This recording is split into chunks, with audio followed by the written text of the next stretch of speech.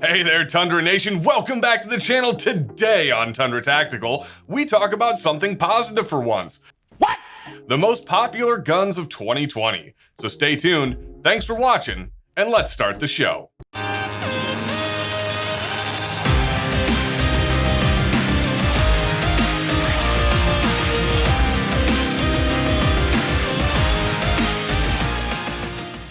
Speaking of popularity, in our enduring quest to rise out of YouTube obscurity by actually learning how to be funny, still a work in progress, I know, make sure to hit that like button, subscribe, and ring the notification bell. If you don't, let's just say we did some deeper investigating and we found out that Q was not subscribed to the channel.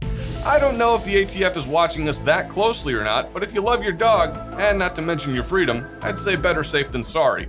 Also, down in the comments below, tell us how long you think we can keep this positivity train rolling before we fall back on doing what we do best. The person who gets the closest is gonna get a crisp high five. The GST-9 pistol kit. Do you feel like just another sheep in the flock carrying the same bog standard Glock 19 everybody else has? Or hey, maybe you're a good-looking dude who's just oozing with charisma, but deep down inside you feel like an idiot because you rely on a trashy, effeminate-looking, single-stack com-block pistol that fires what can generously be described as the 9x19's weaker, redundant little brother. Well, there's good news, generic no-name guy, because the GST-9 pistol kit is here to lift your personal carry pistol out of mediocrity and into the rating of M for manly. The wise weaponsmiths and gun gurus at 80% Arms know that real men desire to forge their own weapons, so they ship the 80% GST-9 frame right to your door where you, with drill and Dremel in hand, can create your own modular Glock frame. With the ability to accept two different grip extensions, the GST-9 can be configured into both a Glock 19 or a Glock 17 depending on your needs. And it was designed to accept all Gen 1 through 3 Glock components or accessories. This allows for a near endless amount of configuration for whatever situation you might be facing. So much so, in fact, that John Wick is going to be saying, whoa. Just thinking about the possibilities this gun presents has my beard tingling, my voice deepening, and my urge to teach a bald eagle to play the Star-Spangled Banner on an electric guitar while chowing down on a cheeseburger growing ever greater.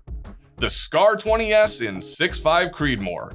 Now that we've got our one good thing said for 2020, we're gonna go back to doing what we do best, roasting the absolute crap out of everything. And boy, do we have a doozy for you. While this is definitely up there on the old popularity scale, I gotta say, I'm sorry guys, I can't even pretend to like this one. Is this what you guys want in 2020?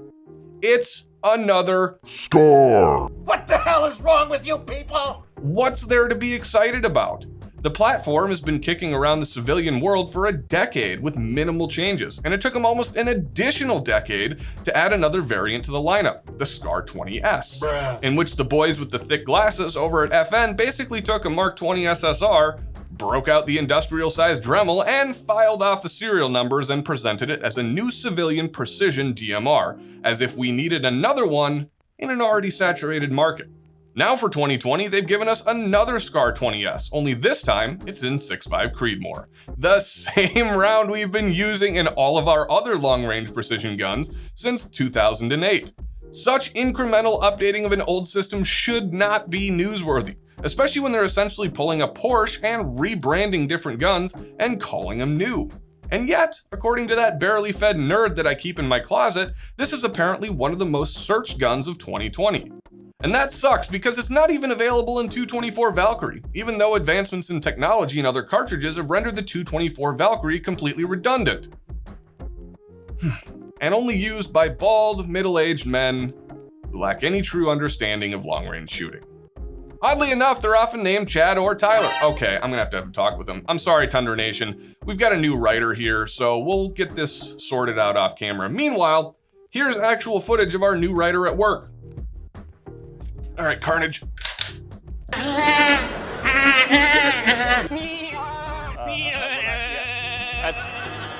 Many hours later. That was a good workout. You know what really perplexes us the most about this gun? It's that people are excited about buying a gun that costs an eyeball-melting $4,500 when they could spend $2,000 less and get the same capabilities as a Rise Armament 1121 XR. Fascinating. But then, of course, I wouldn't be buying an FN if I did that, or at least getting the satisfaction and ego boost of knowing that I'm using one of the same guns that US SOCOM uses. Motherfucker, I'm awesome. No, you're not, dude. Don't lie. You know what? Now that I think about it, those things are totally worth the extra $2,000 that could have gone towards buying my kid new diapers or paying off the mortgage. Sorry, Megan. The HK VP9. Okay, you know what? Hold on. I'm making a boss call here, and we're just gonna skip over this one. I'm noticing a pattern here, and we're gonna explore some of those things with the next two guns.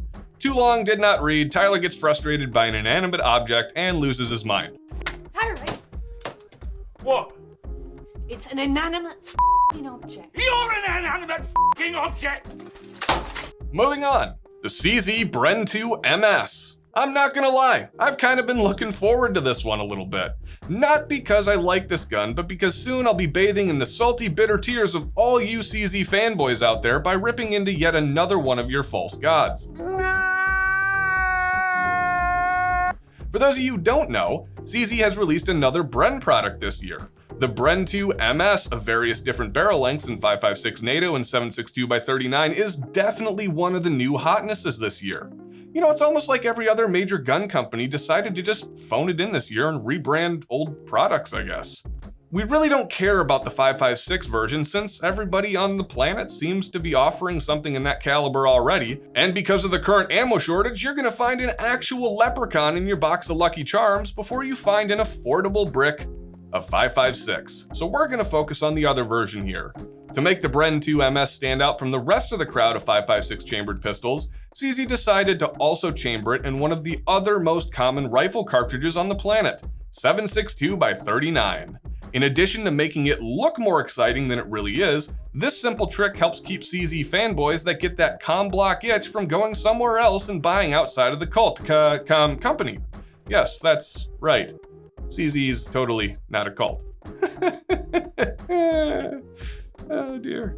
And to make it even more exclusive, CZ made it incompatible with the millions of AK mags in circulation, so now we have to go buy another proprietary magazine.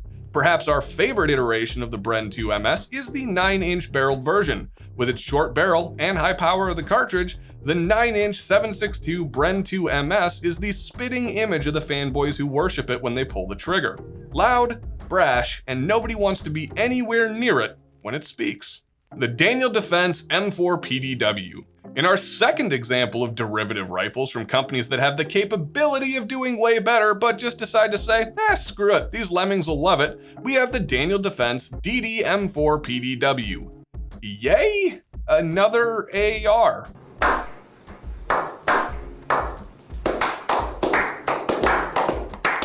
You know, honestly, I'm not even close to being surprised here. Aside from the DDM4 being a garbled mouthful of acronyms that even a veteran porn star would have trouble saying consistently, Daniel Defense takes it one step further and expects us to love yet another cookie cutter premium tier AR.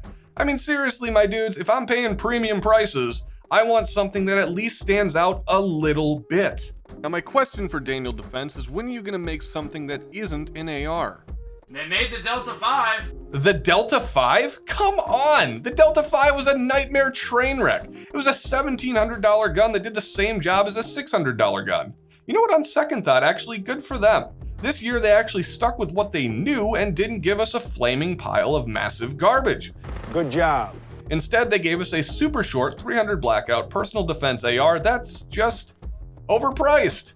Huzzah! Let me just put that in the growing pile full of other 300 Blackout ultra compact ARs that I've been collecting for the past 5 years. But wait, you say, these tiny little PDWs are perfect for concealed carry in a backpack. Alright, Chief, number one, you're wrong. Nobody actually carries an AR in a backpack save for in extremely specific circumstances. Number two, if you want a good example of how to execute a PDW style AR with actual innovation, check out the Fold AR. And F, you're a gimp.